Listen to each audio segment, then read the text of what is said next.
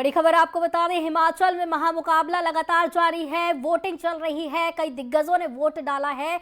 बताते चले कि लगभग 1 बजे तक 37.19% मतदान हो चुका है। हिमाचल चुनाव को लेकर बड़ी खबर है।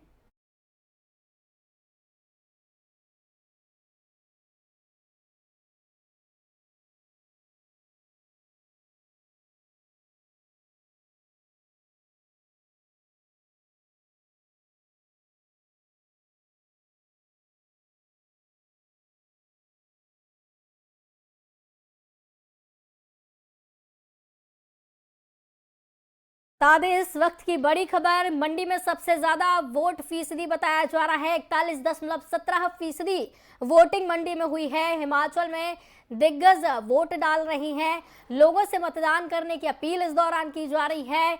इस दौरान आपको बताते चले, लगातार वोटिंग का प्रतिशत बढ़ता हुआ नजर आ रहा है। 1 बजे तक 37.19% मतदान हुआ, तो वहीं लगातार आंकड़ों में बढ़ोतरी होती हुई नजर आ रही है। लगभग 2 बजे तक संभावना है 40% से ज्यादा वोटिंग यहां हो जाएगी। और हिमाचल में अक्सर जब भी चुनाव होते हैं, वोटिंग फीसदी 70% के पार नजर आता है।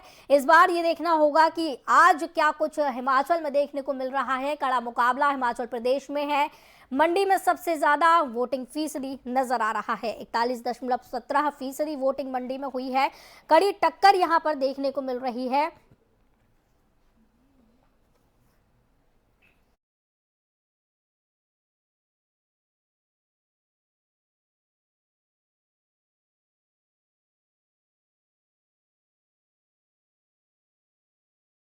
साथ चर्चा के लिए वरिष्ठ पत्रकार केपी सिंह, निरंजन पोद्दार, राजनीतिक विश्लेषक और अविरल जुड़े हुए हैं। बहुत बहुत स्वागत है सर आप सभी का एफएम न्यूज पर।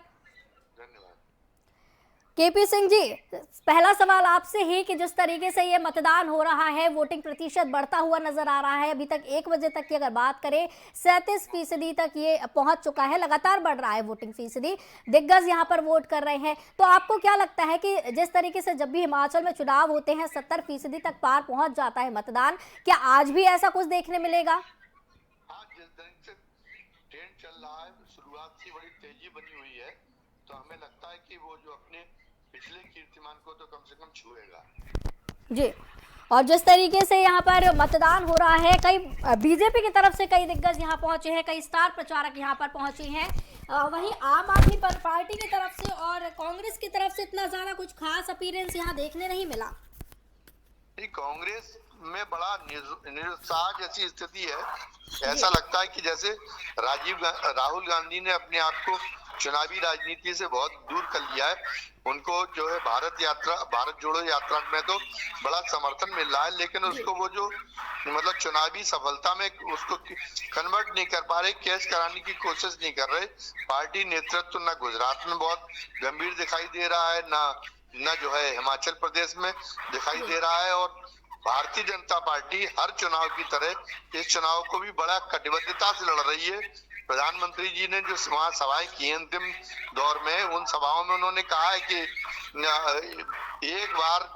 हर बार पार्टी को बदल देने का ट्रेंड अब की बार मतदाताओं को बदलना पड़ेगा। और हमें लगता है कि उनकी चुनावी रणनीति इतनी मजबूत है कि कांग्रेस ने एक तरह से वॉक ओवर जैसा दे रखा, जबकि उपचुनावों में कांग्रेस को हाल के उपचुनावों में बड़ी सफलता मिली थी, फिर भी कांग्रेस में बड़ा निरुत्साह जैसी स्थिति है। जी निरंजन जी, सबसे बड़ा सवाल यही होता है कि जिस तरीके से कांग्रेस अपनी भारत जोड़ो यात्रा चला रही है, और अभी केपी सिंह जी ने भी कहा है कि भारत जोड़ो यात्रा का जो असर है वो चुनावों पर पड़ता नजर नहीं आ रहा है। राहुल गांधी काफी दूर हो गए हैं चुनाव से। अगर मैं इन्हीं की बात को थोड़ा सा और आगे बढ़ाऊं, कांग्रेस ने अपने आप को एक राजनीतिक दल के रूप के बजाय आज एक इस तरीके से दिखाना चालू कर दिया कि जैसे वो कोई एक एनजीओ है। की भली भांति आज कांग्रेस अपना व्यवहार कर रही है, क्योंकि राजनीति के तो आपकी जो एग्जिस्टिंग है जी, वो आपके क्या परिणाम आ रहे हैं। और आज जब भी किन्हीं राज्यों में चुनाव इस तरीके से कांग्रेस की उदासीनता देखें, अभी वर्तमान हिमाचल और गुजरात के चुनावों की अगर हम बात कर ले, तो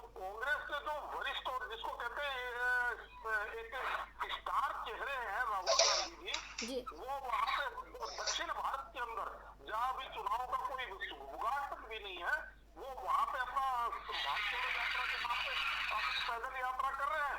और इधर आप देखिए जो निर्वाचित अध्यक्ष है अपने खड़गे जी ने भी आपने देखा होगा कि एक चुनावी रैली केवल पूरे हिमाचल के चुनाव में केवल एक रैली करके उन्होंने अपनी एक तरह की तो निरंजन जी, आपको क्या लगता है कि जिस तरीके से विधानसभा चुनाव हो रहे हैं, हिमाचल हो, गुजरात में भी घोषणा हो चुकी है, जिस तरीके से ये चुनाव हो रहे हैं, कांग्रेस को अब इन चुनावों में कोई भी इंटरेस्ट नहीं बचा है? जी दोबारा से बताइए। हिमाचल, गुजरात और तमाम जगह पे जो ये चुनाव हो रहे हैं, विधानसभा चुनाव, आज हिमाचल में वोटिंग चल रही है, तो आपको क्या लगता है कि जिस तरीके से पूरा रूपरेखा देखने को मिल रही है राहुल गांधी की, कांग्रेस की, इनको क्या कोई इंटरेस्ट नहीं बचा है चुनावों को लेकर? देखिए आस्था जी, यही चीज मेरे को समझ में नहीं आई कि कांग्रेस के रणनीतिकार कौन है और कांग्रेस के बारे में वो क्या सोचते हैं। जी आज अगर बात करें गुजरात चुनाव की, गुजरात चुनाव के अंदर तो कहीं कोई टक्कर भी नजर नहीं आ रही। जी दिल्ली के एमसीडी चुनाव की बात करेंगे, दिल्ली के एमसीडी चुनाव के अंदर भी आपको देखने में ऐसा ही लगेगा जैसे कांग्रेस यहाँ पे केवल और केवल आप ये समझ लीजिए खाना पूर्ति कर रही है। और हिमाचल के चुनाव में जहाँ पे एक एंटी इनकम्बेंसी का इनको लाभ दिया जा सकता था, जी और जिस तरीके से भारतीय जनता पार्टी पहले चुनाव के अंदर अपने आप को बहुत ज्यादा लीडिंग दिखा रही थी, भारतीय जनता पार्टी की लीड नजर आ रही थी, जी उसके बाद में भारतीय जनता पार्टी की जो टिकट वितरण हुई और उस टिकट वितरण के बाद में जिस तरीके से भारतीय जनता पार्टी के पार्टियों ने अपने पर्चे भरे, समझ लीजिए 20 से 21 सीटें ऐसे लगने लग गया कि भाई 68 में से 20 या 21 सीटें प्रभावित करेंगे वो लोग। तो ऐसे लगने लग गया था कि कांटे की फाइट हो गई या चुनाव के अंदर काफी बड़ा बदलाव आ गया। लेकिन इधर भारतीय जनता पार्टी की तरफ से प्रधानमंत्री नरेंद्र मोदी जी ने मोर्चा संभाला और जिस तरीके से उन्होंने हिमाचल की डबल इंजन की सरकार लोगों के सामने पेश करी और वहां पे बड़ी बड़ी परियोजनाएं, कई हजारों करोड़ रुपए की नई परियोजनाओं की उन्होंने घोषणा करी और लगातार बैक टू बैक रैलियां करी, उससे भारतीय जनता पार्टी ने अपना जो चुनाव इनका जो एक बार उस चुनाव को रिकवर करके आज ऐसा लग रहा है कि भारतीय जनता पार्टी हिमाचल के अंदर अपने आप अपना चुनाव पुनः बना चुकी है। और तो फिर से आपको लगता है कि फिर से वापसी हिमाचल में करेगी बीजेपी? बीजेपी फिर से हिमाचल में वापसी करने वाली है, आपको ऐसा लगता है? जी मेरा मूल्यांकन अभी तक यही कहता है आशा जी कि इस बार हिमाचल की जो एक परंपरा है ना, 5 साल तुम्हारी 5 साल हमारी, जी। इस बार मेरे हिसाब से वो जी अविरल अविरल अविरल अविरल से सवाल, हिमाचल प्रदेश में चुनाव को लेकर जिस तरीके से खबरें सामने आ रही हैं और जिस तरीके से बीजेपी कांग्रेस की यहाँ पर देखने को मिल रही है, कांग्रेस यहाँ पर कहीं भी नजर नहीं आ रही है।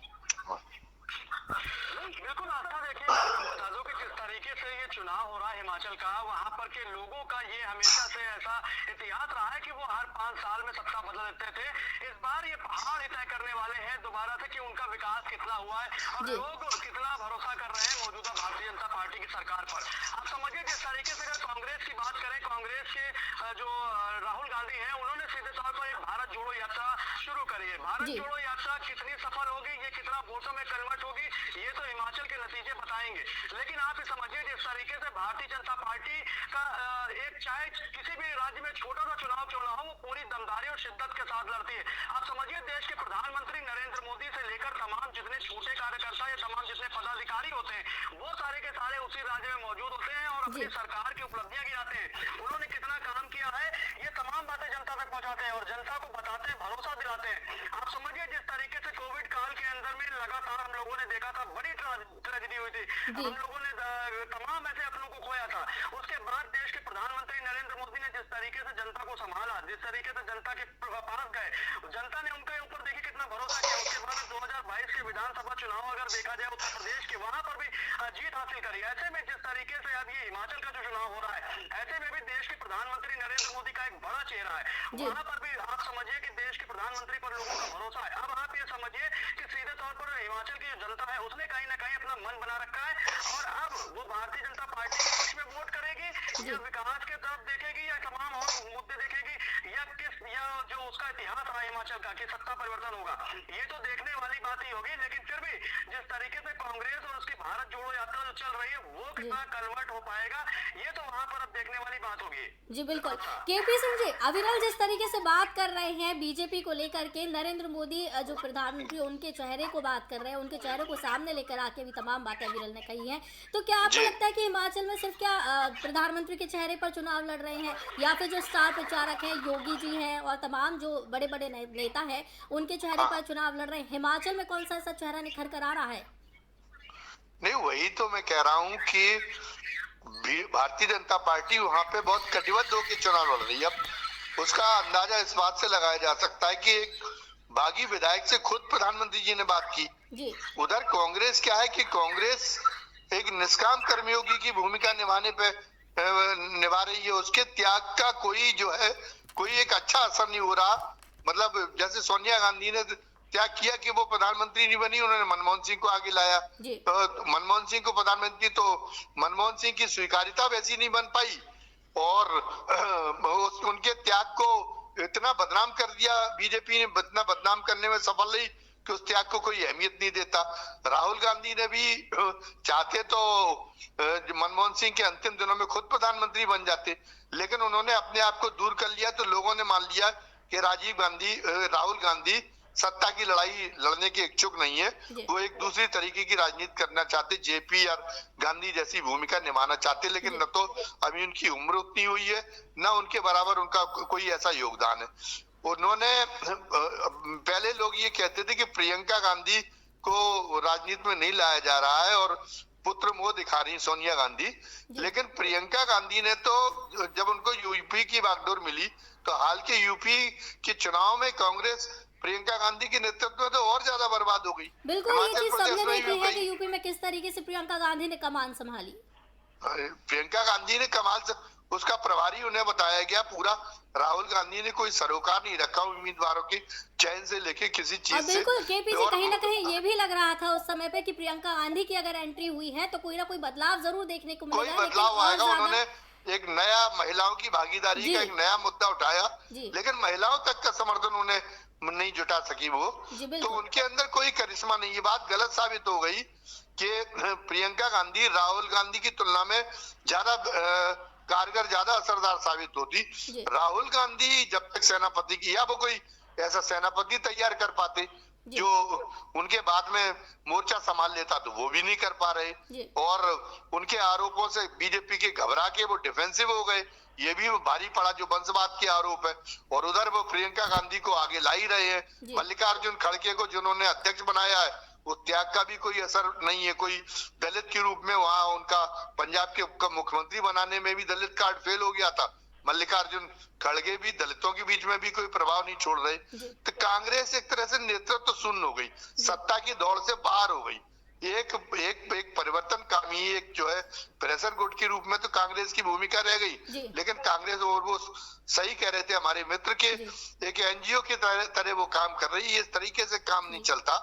और प्रियंका गांधी के जिम्मे उन्होंने कर रखा चुनावी राजनीति राहुल गांधी ने और सोनिया गांधी ने। प्रियंका गांधी बिल्कुल भी असरदार साबित नहीं हो रही। तो निरंजन जी, जिस तरीके से प्रियंका गांधी की बात कर रहे हैं, एक तरीके से अब कोई चेहरा बचा नहीं है कांग्रेस के पास में। प्रियंका गांधी को यूपी में आगे किया, तो हिमाचल में किसी को आगे क्यों नहीं किया गया?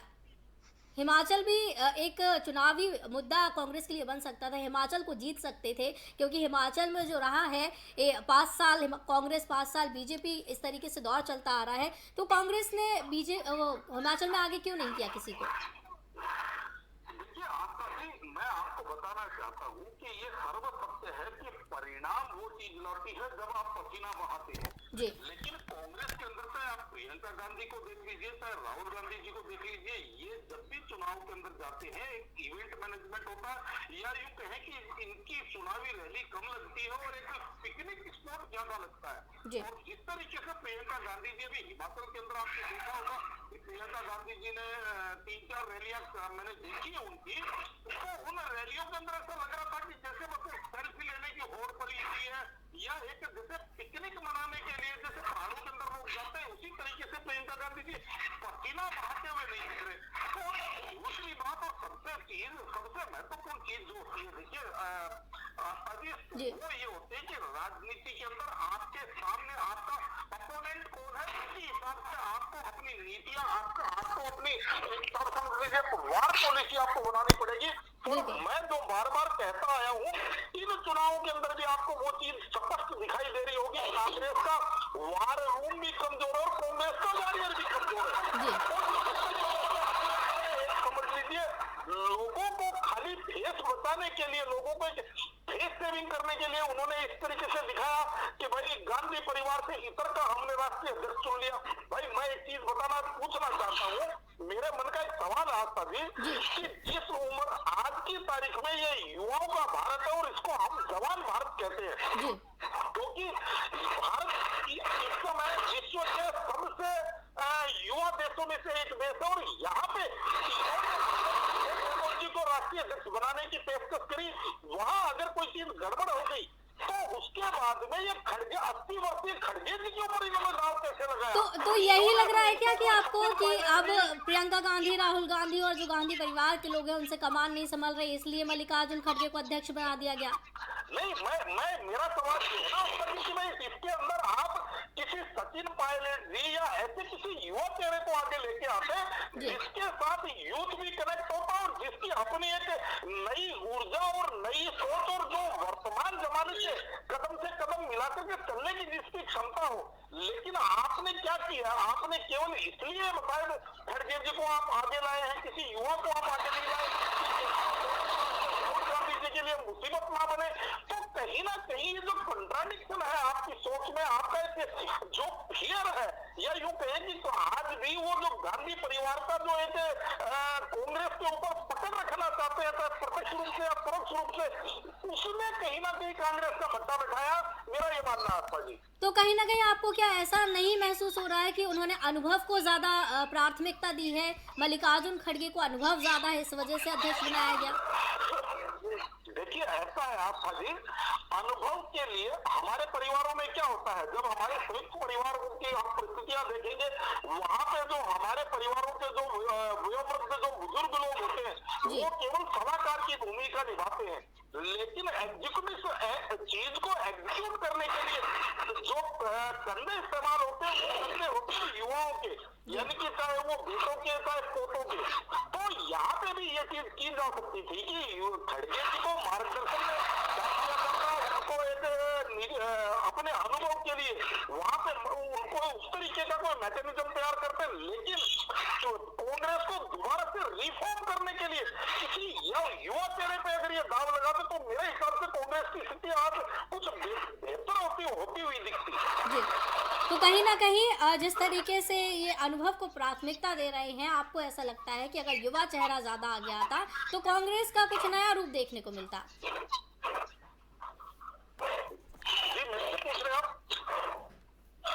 अविरल, हिमाचल का जिस तरीके से चुनाव है, उत्तर प्रदेश में जिस तरीके से चुनाव हुए, प्रियंका गांधी ने उत्तर प्रदेश में जो कमान संभाली है वहां पे तो खत्म होती हुई अब कांग्रेस नजर आ चुकी है कि कांग्रेस का कोई जनाधार नहीं बचा है।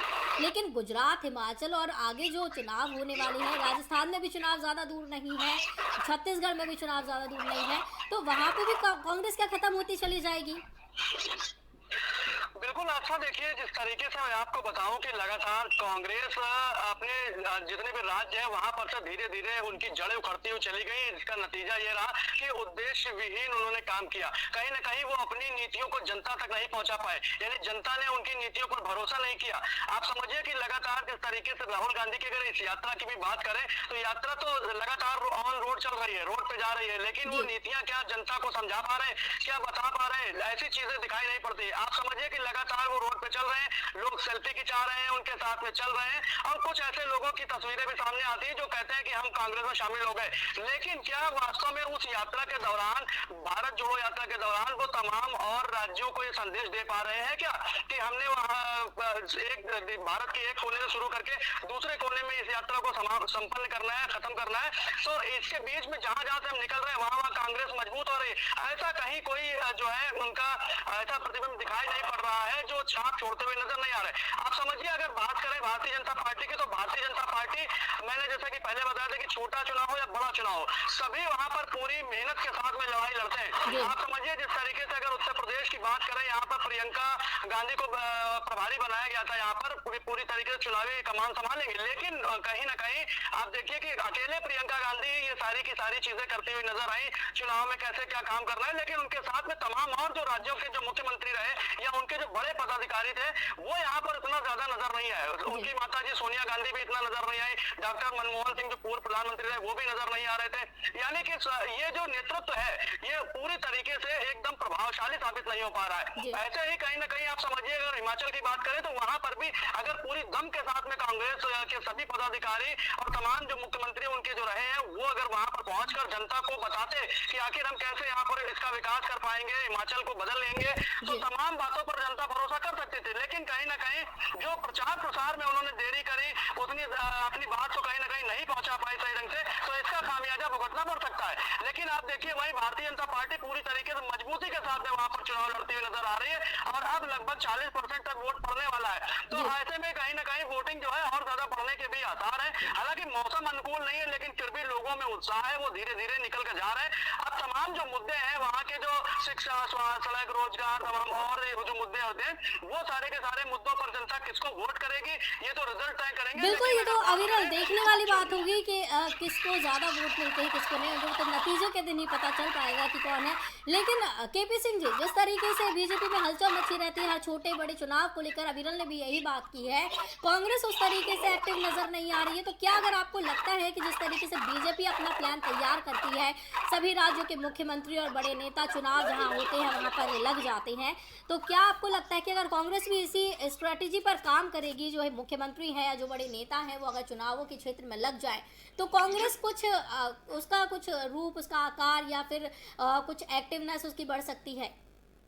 असल में हाल के वर्षों में एक चीज स्थापित हुई है जी कि जनता उसी चेहरे को, उसी पार्टी को पसंद करती है जो साम दाम दंड भेद हर तरीके से सत्ता पे कब्जा करना चाहती है या कब्जा बनाए रखना चाहती है। जी तो इसलिए भारतीय जनता पार्टी इसलिए लगातार आगे बढ़ती जा रही है।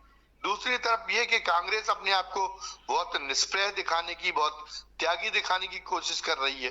तो त्यागी दिखाने की कोशिश में कांग्रेस का बंटाढार होता जा रहा है। वो कहीं से दिखाई नहीं देते कि वो लड़ाई लड़ रहे हैं। जो लड़ाई लड़ रहा है, जो योद्धा है, लोगों को उसकी अदा पसंद आती, भले ही उसमें लाख कमियां हो और उसकी तमाम तरीके से आलोचना की जा सकती हो कि भले ही वो गलत तरीका इस्तेमाल कर रहा हो, लेकिन वो सत्ता को हथियाना चाहता है, सत्ता को बरकरार रखना चाहता है।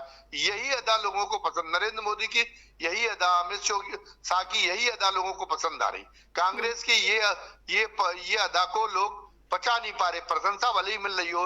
हालत ये है कि राहुल गांधी के बारे में मीडिया में बड़ा कवरेज मिला कि दक्षिण भारत में अब राहुल गांधी, वहां पे तो बीजेपी का कहीं कुछ है नहीं, और दक्षिण भारत में तो कहीं ना कहीं ये सिर्फ मीडिया कवरेज तक ही सीमित रह गई है। और मीडिया कवरेज का भी फलित क्या है?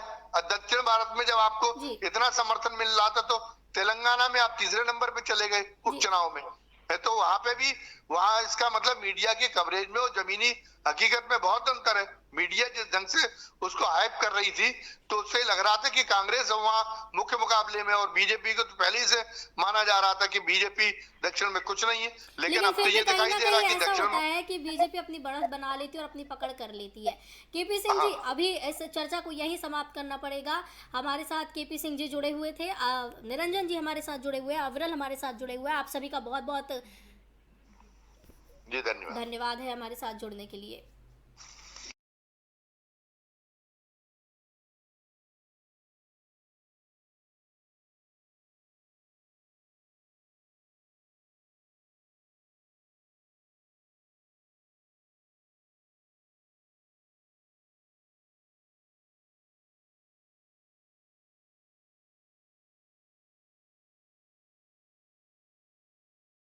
हाल रुकते एक छोटे से ब्रेक के लिए, जल्द हाजिर होंगे।